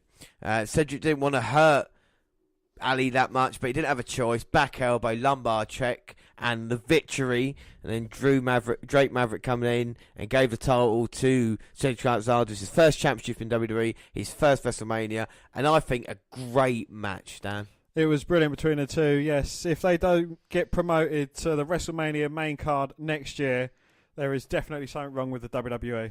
Yeah. So, okay, we've still got a couple more shout-outs to get through. And first off, Brendan Howes says Nakamura doesn't deserve this match tonight. Now, I don't know if... Look, I'm not going to say he's racist, Dan, because, hey, we get all sorts of people listening to us, don't get me wrong. Maybe he thinks that the character's not strong enough. How would you argue Nakamura deserves to be in this position? Just watch any of his NXT matches. Yeah. Well, just watch any of his WWE matches. He has some great matches. He definitely deserves to be in the match. Of course he deserves to be in the match. He won the Royal Rumble, for God's sake. Well, yeah, it's true. Oh, John Cena's in the crowd. I've not seen him here tonight yet, shown. That's a bit of a surprise, isn't it? But you see him. No, you can't. But Nakamura does deserve it. We'll get on to that. We're going to run through the card in just a second after our last shout-out. Dan, you want to do this one? Well, Sarah Khan says... we have to switch and say something nice about Orton and Rude. So, are you going to say something nice about Orton? I will after you say something nice about Bobby Roode. Go on, you take it away then. I like his robes. No, you can't. You can't just say that. You can start me saying he looked good without the US title. No, I'm not having that either. His character in NXT was on par. It was great. He was great in NXT.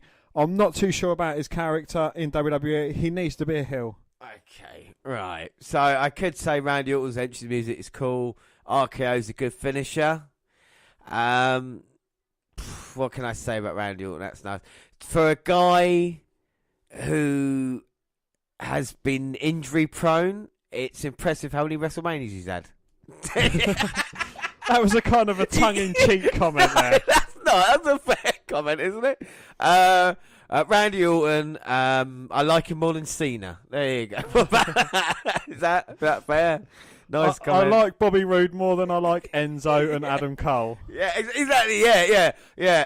Orton is not as bad a wrestler as Mojo Rawley. There we go. So there's nice things we've said. Okay, let's go on to the card now because we're a few minutes left of our live kickoff show. So we're just going to run through the card and we'll just talk about each one. There are 13/14 matches here, but we can discredit the kickoff matches, which were the Andre Giant Memorial Battle Royal, the Cruiserweight title match. Quickly about the Women's Battle Royal, Dan, what are your hopes and expectations for this match? I think Sasha Banks and Bayley are going to clash, and it is going to become the downfall of the both of them in this match. You think... Okay, I think you've just explained it. I think I know what you're trying to say to me there. And maybe it'll give an opportunity for someone else in the match to have a WrestleMania moment. But, I mean, Banks deserves a moment, I feel, tonight. You know, if you look at what Charlotte Flair's accomplished, you look at Oscar's done, has Banks really got an accomplishment next to it? Like I say, you were giving me facts about Banks the other day about her not having a successful title defence. So, you know, maybe she needs something like that there. I'm looking forward to it a lot. Then we get to the main card, and we've got Raw Tag Team titles on the line. It's The Bar versus Braun Strowman and the partners to be determined. Now, with the amount of match that goes on, I wouldn't be surprised if this is a quick one. If Strowman comes out with said partner, double finish or whatever it is, and then job done there. Dan, what are you expecting for this? Any surprises? Apart from a surprise entrant in the match, no, not really. It's going to be Braun Strowman. He's not been treated very fairly. It's like Brock Lesnar. He was going against him at Royal Rumble. Yeah. And, well, you know, Kane's not really been dealt a good card in that, but Kane's on the downward slope. Braun Strowman for a rising talent. I know he was protected in the finish of the match, but he's been treated quite unfairly. Well, I think the problem is with WWE, usually with surprises, is that they're either really good or just terrible, aren't they? You know, so tonight it could be someone great or it could be just like the Brooklyn Brawler for Braun Strowman. Next match, Dan, or a match? SmackDown Tag Team Championship, triple threat match. The Usos, the New Day, and the Bludgeon Brothers. Yes. I mean, what are your thoughts? Should I give thoughts on this quickly? I can't remember if I did or not. Yeah, go on, give me some thoughts. I think this match potentially to steal the show. But again, you talk about what could possibly be a quick match. We've seen how dominant the Bludgeon Brothers have been recently. This could go either way. With the talent of the Usos, with the talent of the New Day, with the talent of Luke Harper, there's potentially there to be a great tag team match. Most definitely, yeah. I can't say anything fairer than that. Yeah, fairer than that. So, all right, next match. What about the SmackDown? Daniel Bryan and Shane McMahon versus Kevin Owens and Sami Zayn. What are you looking forward to in this one? I'm looking forward to that one. Unfortunately, there's no cage or anything involved, so Shane McMahon's not going to do a career-threatening dive. Really looking forward to seeing Daniel Bryan back in the ring. I think that's the biggest point I can take away with this. Again, are there going to be any shenanigans involved? Oh, I don't know. If Gillian Hall's about, then maybe she can come from the club and give him a hand. But no, like I said, to see Daniel Bryan return after WrestleMania 30, you know, to be 2 years out of action, to finally have his moment here, and for Zayn and Owens to be involved in a match that actually matters at WrestleMania, I think that's great, especially for Sami Zayn, you know, and they've told a great story, and now we finally get a kind of ending to it all, don't we, you know?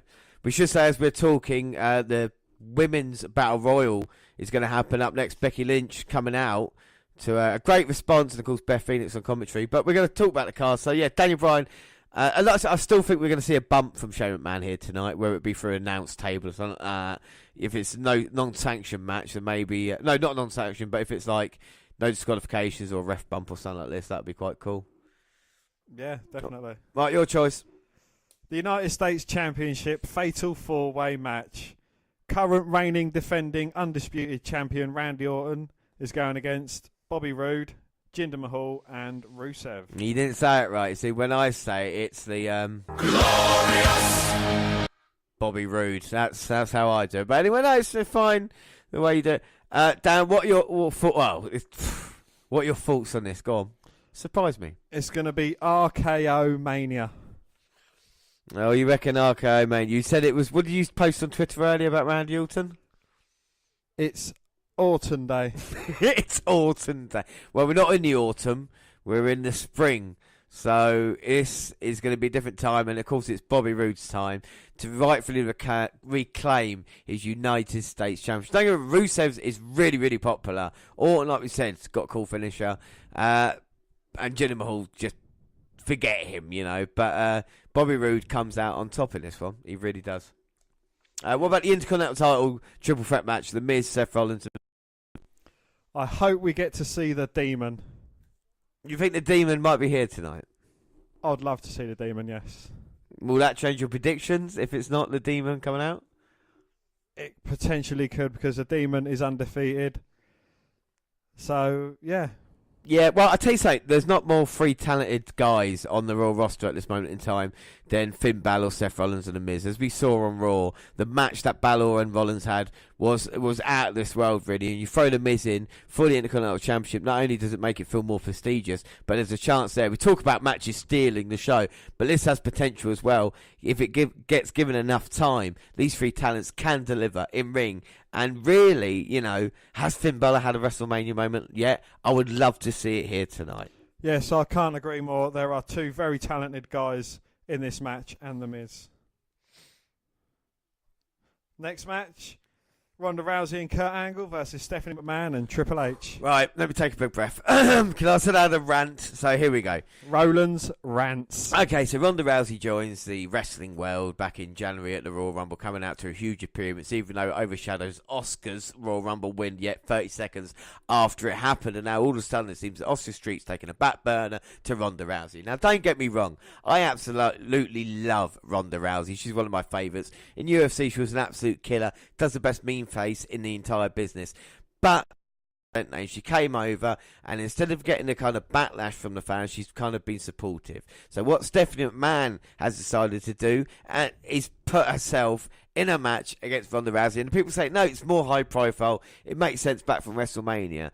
Look, Eric Bischoff and Steve Austin had a match back at No Way Out 2003. In no way was it meant to be a competitive match. And I'll tell you something, leading up to that, Bischoff didn't lay out Stone Cold Steve Austin, right? Like Stephanie laid out Ronda Rousey on Raw. There's a way of doing this to make Rousey look as strong as possible. Stephanie doesn't need to look strong at all. She can be the cowering idiot. People know Rousey gets in there with Stephanie, it's going to be over. Just imagine if Triple H was so worried about his wife. Why would he want his wife going in the ring with the baddest woman on the planet? Why don't he say, hey, instead of that, why don't I come up with a suitable replacement, and then you give a chance for another person to be a star? You know, a Dana Brooke or one of the iconic duo, or, you know, anybody else to be involved. What do you think of that, Dan? You know? I think you've hit the nail on the head. There's nothing more I can add to make that any more credible. And it frustrates me because Triple H now has given himself another WrestleMania big payday. You know the match is going to go 25 fucking minutes long, even though it doesn't need to be that long. With Kurt Angle, he's had that faraway look in his eyes for a little while now, but I'm sure, hopefully, he delivers here tonight. It'd be great to see him coming out.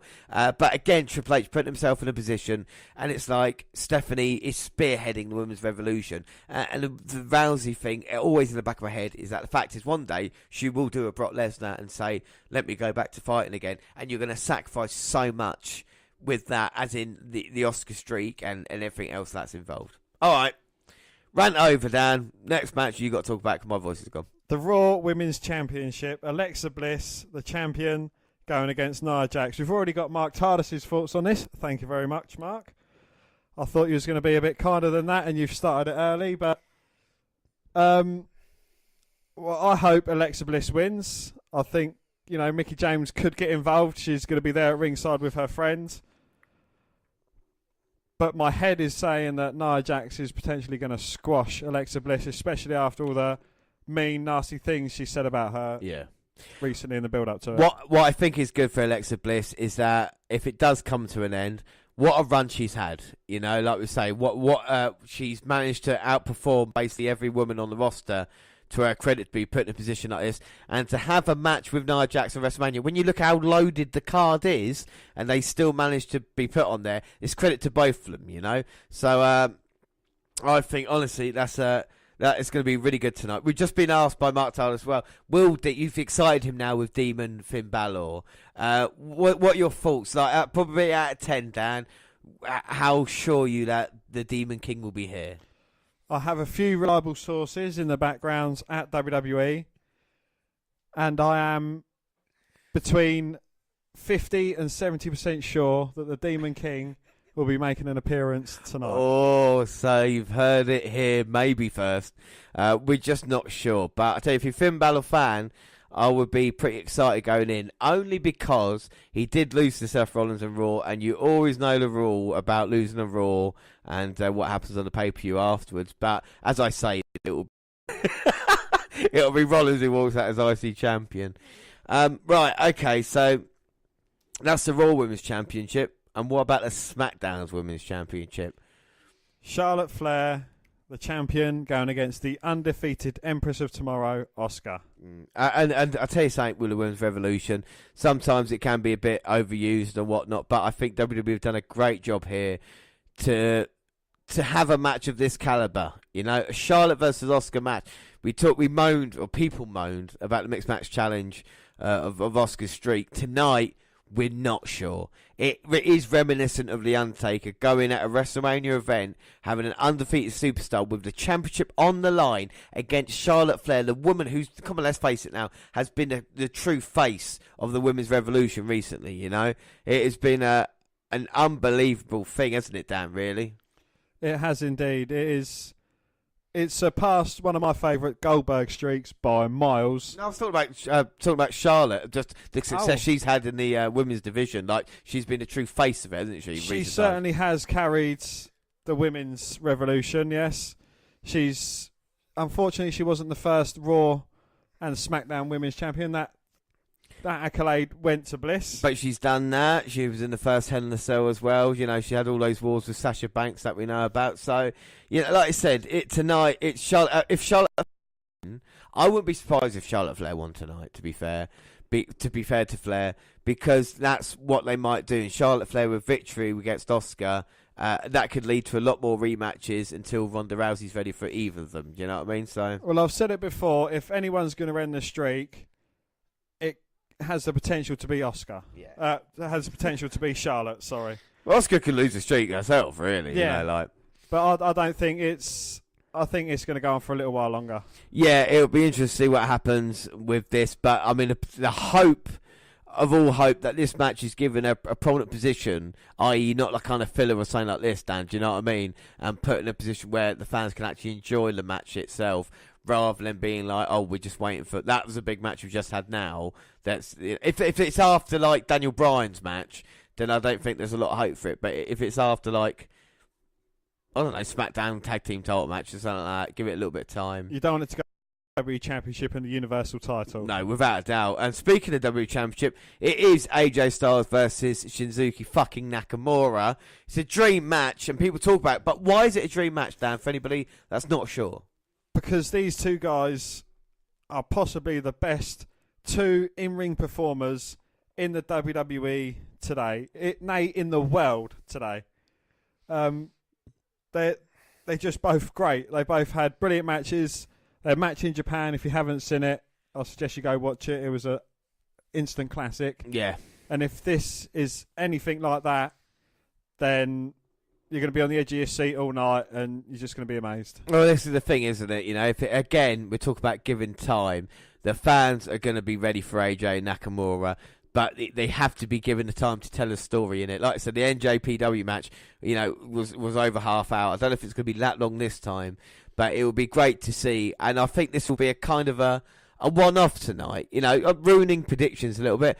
I think Nakamura will win and Styles will move to Raw in the kind of draft shake-up or whatever it is. So this is a chance now for these two to really put on the show, and then we can work towards another match down the line, you know, maybe in a year or so, after they've hopefully delivered a classic here tonight. But I'd say it could be a complete letdown, the card. Do you know what I mean? It really could be, but it has the potential tonight to really be the best WrestleMania of all time, and we haven't even had a podcast, you know? No. But before we get on to that, the last match. The last match is the Universal title, Brock Lesnar versus Roman Reigns. Well, it's weird, isn't it? You know, because we started the podcast just after WrestleMania 31, when that was Brock Lesnar versus Roman Reigns in the main event. We've known for a year that this match was going to happen. You know, there was always talk about it. I think the build-up to this has been quite good. What have you thought of the build-up between Lesnar and Reigns? It has been good. They've actually finally turned the fans' opinions on Reigns around. Yes, yeah. They're still shoving him down our throat. They're still billing him as the top guy in WWE, the big dog. But it seems like he's the underdog in this match going into it. And I think that's because of Brock Lesnar and how unlikable Brock Lesnar is in the nicest possible way. The thing about this is, what's going to happen to Roman Reigns after WrestleMania? Who's the next guy to challenge him once Lesnar goes away? Because then you say the problem with the crowd comes back into it, doesn't it? You know, but it's going to be really interesting here tonight. Like I said, what match out of all of them, Dan, are you really looking forward to? I'm going to have to say the Styles versus Shinsuke fucking Nakamura match. Yeah. Because it feels like a true main event, and it feels like a true title match, a classic at about WrestleMania events. We had WrestleMania 32, which was main evented by Roman Reigns and The Undertaker. We had WrestleMania 33, which was, of course, Undertaker and Reigns. So we've not had a true classic. I'm not saying it's going to be the main event match, but it's what? We look at me weird for. You said 32, Reigns and Undertaker. Oh, sorry, I meant 33 last year, and then WrestleMania 34 was, of course, whatever the main event's going to be. I don't think it is going to be Nakamura Styles, but there is potential there for that. I think Lesnar, Reigns is going to... I think all the cards, like we say, if you're given time, the only problem is that it starts for us at midnight. it's going to go about 5.5 hours long anyway, isn't it? So it's going to be a long ass show. WrestleMania last year was the longest WrestleMania of all time. So you're probably looking in for a really late night if you're staying up in the UK watching it. But hey, that is it. Anything else you want to say about WrestleMania? I just hope it meets all our requirements and it ticks every box. And it's as good as TakeOver was last night. Oh, yeah. I mean, it's got a lot to live up to, but we hope it can be the same as WrestleMania. I tell you what, we're going to stay for 5 minutes longer here because it's coming. Yeah, it's coming to the end of the Battle Royal. So we'll open up our predictions now, Dan, to let everybody know. So this is the third match that's going on now. Bayley and Banks teaming up. It's a moment in time, but yeah, let's open up the envelope. So we've had 2 matches so far. Well, the first match was the Andre the Giant Memorial Battle Royal. Yes. Predictions-wise? Who goes first? You go first. I have gone Big Cass for my... Well, I have gone Read It and Weep, Sunshine. Matt Hardy. There you go. You got that right. Delete. So, Dan, hang on, let me write this down. Dan goes 1-0 up here. What a great way to start WrestleMania. So, the Cruiserweight title match, Dan? I went for Cedric Alexander. That is 2-0 up. Where's my fucking... And Bayley has just won the Women's Battle Royal. Wow. Oh, there you go. So, I've gone there, you see, for that one. And then the Women's Battle Royal, I have gone for Sasha Banks. But it's not over because you thought Bayley won, but Naomi's still in the match. So the match hasn't finished yet. Naomi wasn't thrown over the top.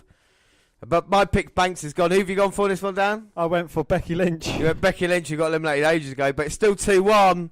Naomi wins the first ever Women's Battle Royal. So that's a bit of a shock. It goes 2-1 to Dan. Show. Yes, and nice shoes, gets a nice trophy. Yeah, Naomi's the first woman to win. And I tell you, fair play, Naomi. Talk about Becky Lynch, talk about all them lot, as in Banks and Bayley. Naomi, yes, she's been a great women's champion, and she kind of got lost in the shuffle a little bit, but now she gets her moment. Fair play to her at WrestleMania. Dan, thoughts? Yes, if it wasn't Becky Lynch, I'd like to have seen Naomi win it. She's been dealt a bit of a crappy hand as of late. Slipped down the card, and this is kind of the recognition that she could do with. Yeah, so that is it for our live show here. We've gone through the predictions. Of course, we'll be back on Wednesday for the WNR153 Part 2. Which is that Wednesday the 11th, and of course that will be our WrestleMania live show that we're going to start recording in about 10 minutes time. But that is it. I mean, that's everything really about WrestleMania. Dan takes an early lead, but like I said, there's 12, 11 matches still to go. There's a lot more. But yeah, thank you for listening, everybody. Don't forget you can follow us on Twitter at WWE Network Review or at Vince McDan, WWE. I'm at J_Rollins. We've also got a friend on Twitter. Yes, we have a friend on Twitter. His name is Mini Chris Benoit, and he's just trying to make the world a better place. And you can follow him at Mini Chris Benoit. Across all the Google platforms, don't forget WWE Network Review on Google+. Send us an email at WNRpodcast@gmail.com. We're also on Facebook. Facebook, yes, you can come and find our page and give us a like with the WWE Network Review podcast, or you can come and find me and add me as a friend. I am Vince McDan. Yeah, don't forget to subscribe to our YouTube channel, WWE Network Review podcast there. We've got all sorts of clips, like we talked about this on our live show yesterday. Dan, Arco, Jared, Ricochet, 6:30, our first Raw shows together. And every podcast up there, podcast at the same time. There are other places like SoundCloud. On your radio with our live shows. At this moment in time, we won't have another live show until August, so we'll see what happens until then, but obviously we'll keep everyone informed. Next podcast, of course, is Wednesday, and then we'll have a podcast extra for the Raw after WrestleMania, and then, of course, the following Wednesday we'll have an NXT TakeOver New Orleans. But that is it, and I should say we're also on iTunes, where you can download, subscribe, rate, and review there. That is it. Thanks for joining us. huge WrestleMania weekend. Let's hope the event truly can deliver here. You know, it's been great so far, and like I say, this is what wrestling's all about. We come to the biggest show in the year. It doesn't get any bigger or better than this. And from the WNR podcast, we just like to say thank you for listening to us over this weekend. So I have been James Bones. As always, I was joined by Dan White. Thanks, everybody, and Bye.